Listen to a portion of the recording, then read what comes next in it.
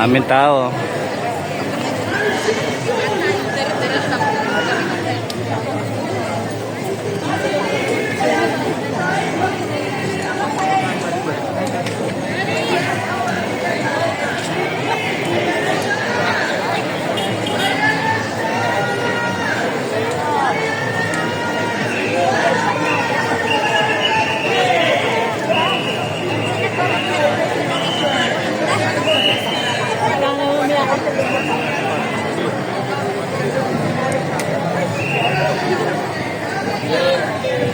Hanggang dulo na yan, no?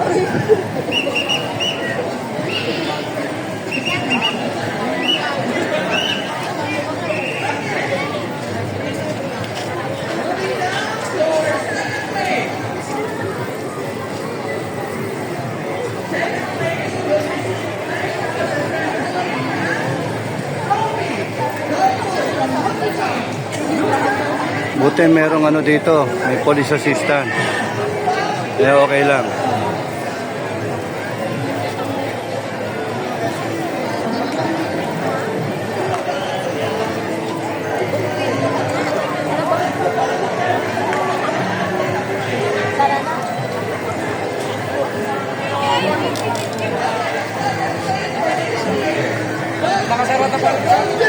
Daming tao talaga.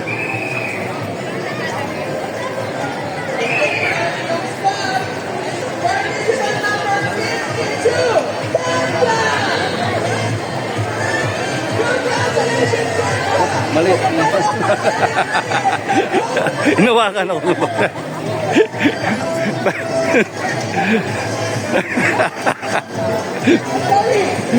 Bakit to? Kala ko yun, sino yung mahawak sa akin eh.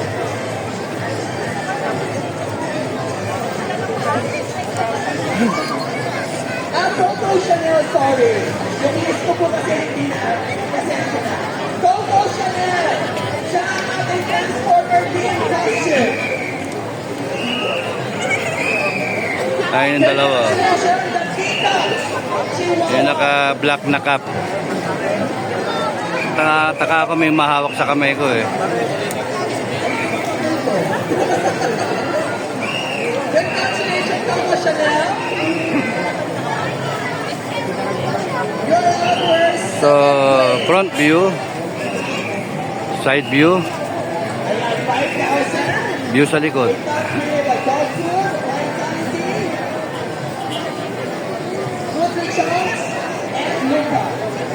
Grabe.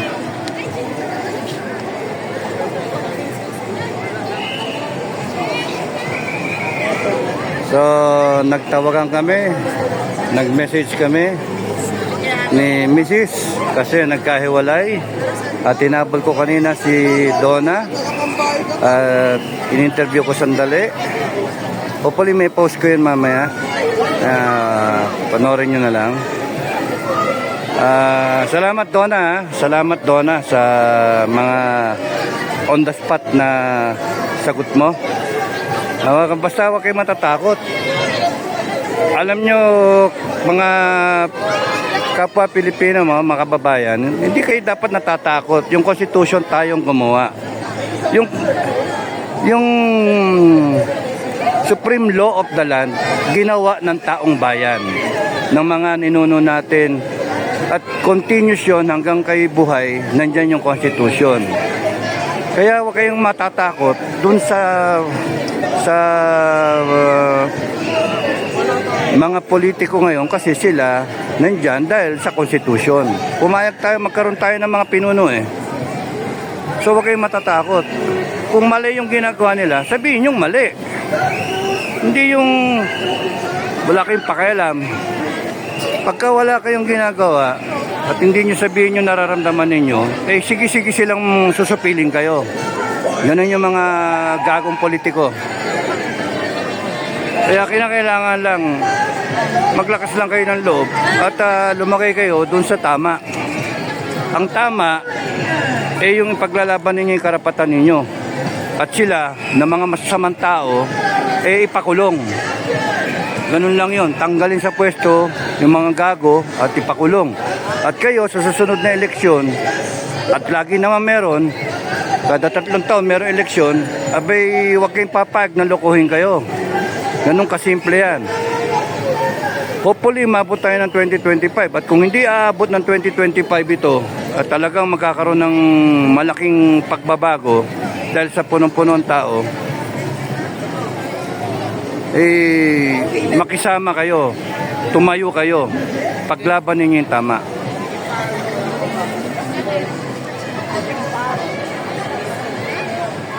Okay lang na kagaya nito, nag-i-enjoy ang tao. Karapatan ng tao mag-enjoy. Karapatan niyang gastusin yung gusto niyang gastusin. Karapatan niya na asam-asamin ang magandang buhay. Yung masarapan ng konti, bumili ng konting masarap na pagkain, bumili ng magandang gamit. Kasi karapatan niyo yun.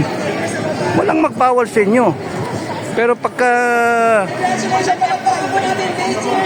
ninanakawan na kayo ng mga politiko ninyo, ibang kwento na yon. Pagka niloloko kayo ng kapwa Pilipino, ibang kwento yon. Hindi tama yon. Napatingin yung tao sa akin.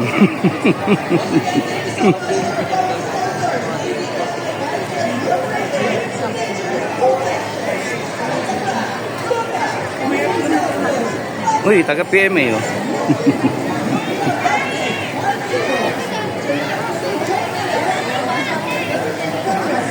Dito tayo sa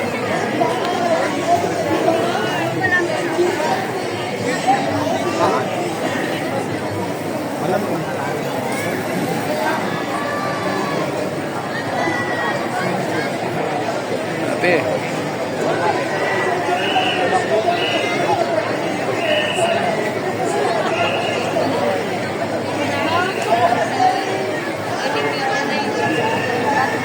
Tama naman yung ginawa ng Academy. Pinapayagan na pumunta dito sa ganitong panagbenga na session in bloom.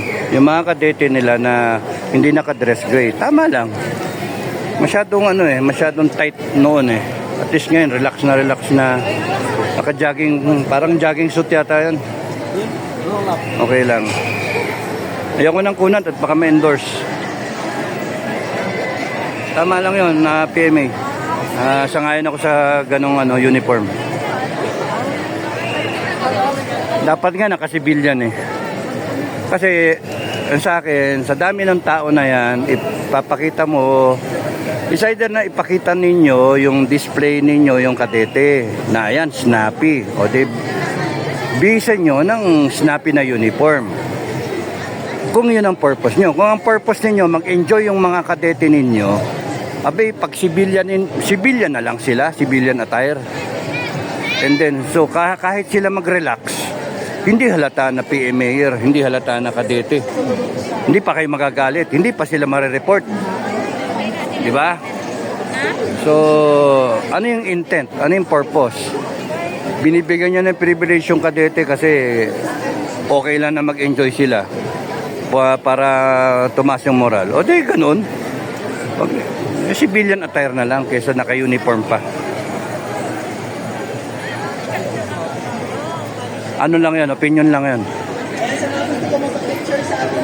Sometimes kasi tira tayo ng tira na hindi natin alam yung purpose for what the activity is intended for. So, wala lang, nakalakihan, ganun, nakagisnan, ganun yung kwento. So tuloy-tuloy tayo na ganun ang ginagawa nyo. But if you start questioning the whole custom and tradition, and then you find logic in it, then meron kayong pwedeng i-correct ninyo yung mali. Mali na pala, ginagawa nyo pang tradisyon. So yun lang ko. Point ko, ayun yung kadito.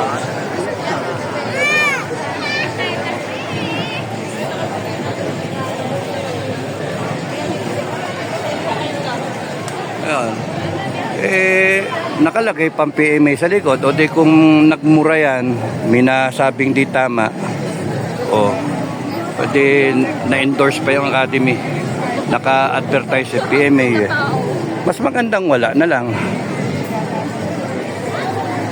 So they will blend in the crowd. Parang ina-advertise pa na kasi sila, PMA. Mamaya masaksak pa yung mga yan eh. Umanakawan. So ano yung intent? Kung ang intention ay para mag-enjoy lang sila, edi civilian attire.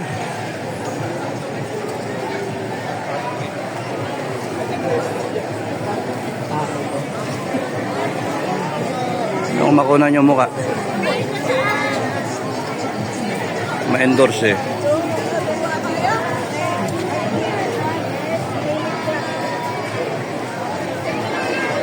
Gando, no? PMA. Sa advertise yung pangalan. May hindi tamang gawin, hindi. Tapos galit na galit yung command pagka na-endorse yung PMA. You think about your people.